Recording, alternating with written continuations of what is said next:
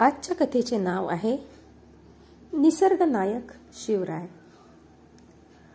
स्वराज्याच्या स्थापनेच्या काळात शिवाजी महाराजांनी केवळ शत्रूंशी लढा दिला नाही तर निसर्गाशी सुसंवादही ठेवला. त्यांना निसर्गाचा अभ्यास, जंगलात वावरणे, प्राणी पक्ष्यांचे निरीक्षण करणे याचा फार मोठा अनुभव होता.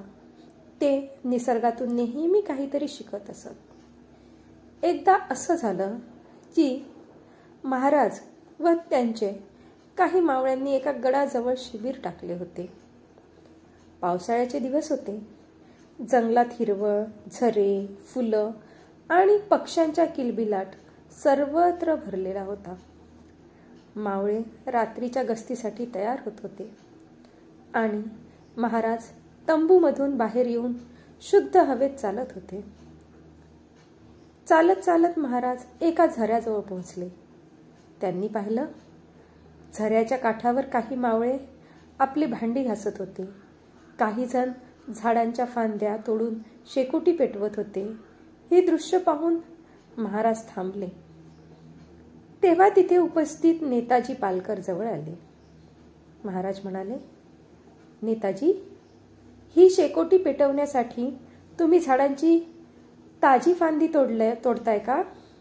नेताजी म्हणाले, महाराज, पावसामुळे सुकं लाकूड मिळत नव्हतं म्हणून काही फांद्या तोडल्या. महाराज गंभीर झाले. हे जंगल, ही झाडं आपले रक्षक आहेत. जसं किल्ले आपली सुरक्षितता करतात तसं जंगल आपल्याला लपण्याची जागा, अन्न, पाणी आणि दिशा दाखवतं. आपणच जर त्याचं नुकसान करू लागलो तर निसर्ग आपल्याला क्षमा करणार नाही. मावळे लाजले. काही मावळे झाडाखालची सुकलेली लाकडं जमा करू लागले. महाराज म्हणाले, निसर्ग आपल्याला खूप काही देतो, पण तो सहनशील आहे म्हणून आपण त्याचा अपमान करू नये. फांद्या तोडल्यात तर झाडं जिवंत राहतील का? फुलं तोडल्यास मधमाशा कुठे जातील? आणि हे छोटे प्रवाह जर आपण त्यांचं पाणी घाण केलं तर उद्या आपल्यालाच प्यायला पाणी मिळणार नाही. तेवढ्यात बाजूला एक मावळा म्हणाला, महाराज, आम्ही लढाई शिकलेली, तलवार चालवतो, पण निसर्गाची ही शिकवण आम्हाला आजच पहिल्यांदा कळते.